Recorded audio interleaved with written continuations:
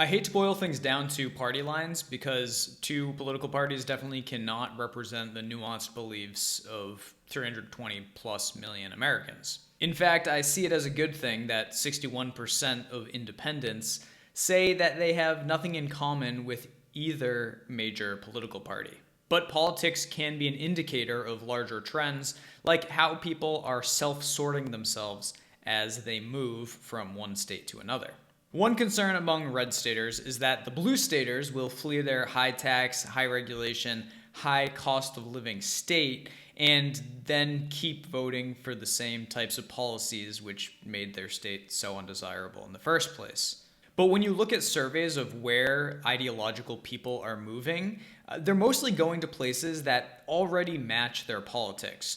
For example, among Democrats thinking about moving, 48% would consider a blue state, while only 25% would consider a red state. So, in other words, twice as many Democrats are going to specifically move to a already Democratic state as would even consider moving to a Republican state. Among Republicans thinking about moving, 51% would consider a red state, while only 20% would consider a blue state. So again, the type of people that are moving to the more Republican states are probably already more aligned with Republican politics, and overall 38% of people considering moving want a state where their vote would count more. 58% of Republicans and 55% of Democrats said they thought about moving to a state where the government better reflects their political and policy values, while 69% of Democrats and 65% of Republicans considered moving to a state that's a closer match with their cultural and social values. So the most hyper-partisan people out there are moving to states which basically already align with their values. A recent Redfin report notes that a record number of people are looking to move from one metro area to another metro area. So it looked at inflows and outflows of people by metro area.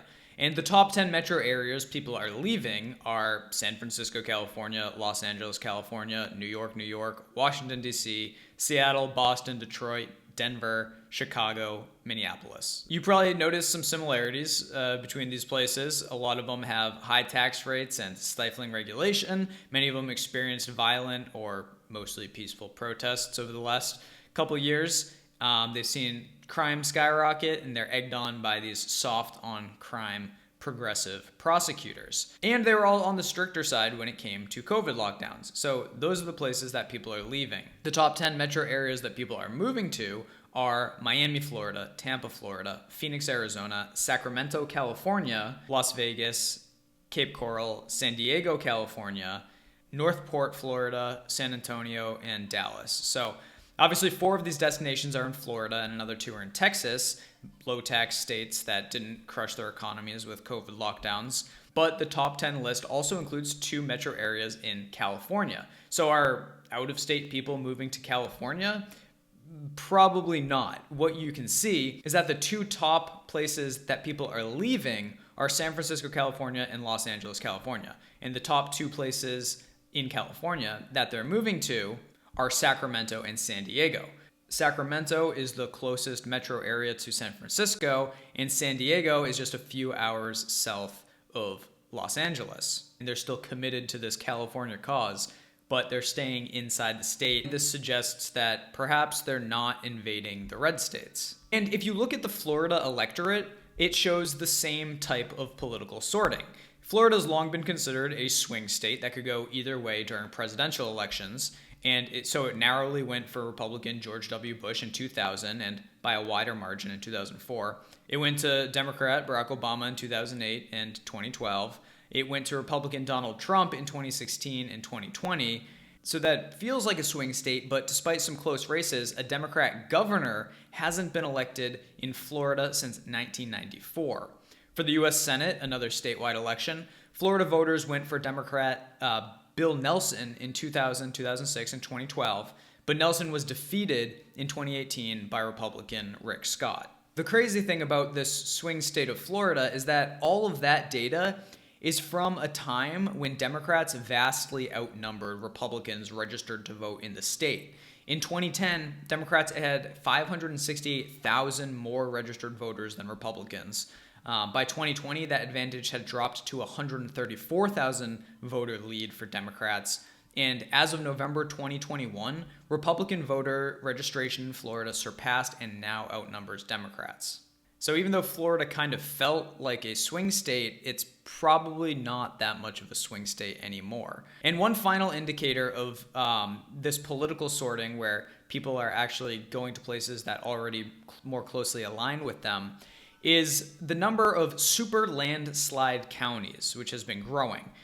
These are counties where 80% or more of the vote goes to one of the two major political parties for presidency. In 2004, just 6% of counties were super landslide counties where 80% of the voters would vote for one of the parties.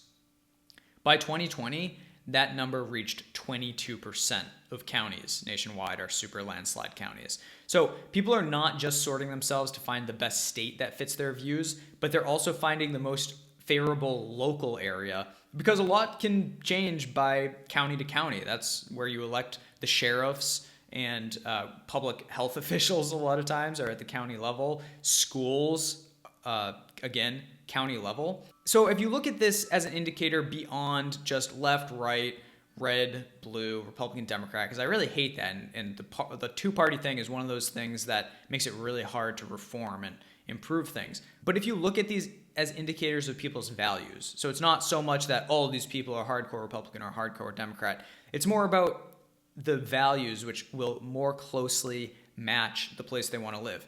They're sorting themselves, and that's a good thing. It's going to lead to less conflict, more agreement, more control over government and lifestyle at a local level.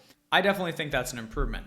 But focusing just on electoral politics, voting, even if you're in a super landslide county, it's unlikely to solve all the problems that we're dealing with right now. I think once you're on the ground in a good place, in a good county, surrounded by like-minded people, the thing to do is get to work on building the parallel economy, providing alternatives to government institutions, big corporations, big tech, pharmaceutical companies, even the Federal Reserve with its monopoly on US currency. These are the types of alternatives that people need to be able to be more independent and come at whatever happens in the world from a position of strength. So that means getting food at a local level, dealing with supply chains, using technology that's not going to spy on you. These are the types of things that are really going to free people rather than just at the ballot box. If you're interested in the parallel economy, I have a free resource that you can download right now just by entering your email below. It's called 12 Parallel Economy Businesses That You Can Start Today. So this will tell you how you can participate in the parallel economy if you want to build a business and start making money in this parallel economy by giving people alternatives to corrupt and collapsing institutions. So by freeing them from these people that they can't trust but nevertheless rely on, you're going to take that market share and power away from the corrupt institutions, and you're going to take some of that money for yourself while helping the people not rely on them as much. So if you're interested in that, enter your email below. And even if you're not interested in building a business for yourself, I'll send you more information on how you can participate in this ground floor opportunity in the parallel economy, even if you don't have the time or money to put into it. That's a solution that you actually have control over, that you can work on today, and I definitely think that's better than putting all your hopes and dreams on elections. I'm Joe Jarvis. Thanks for watching. Come back and see me again soon.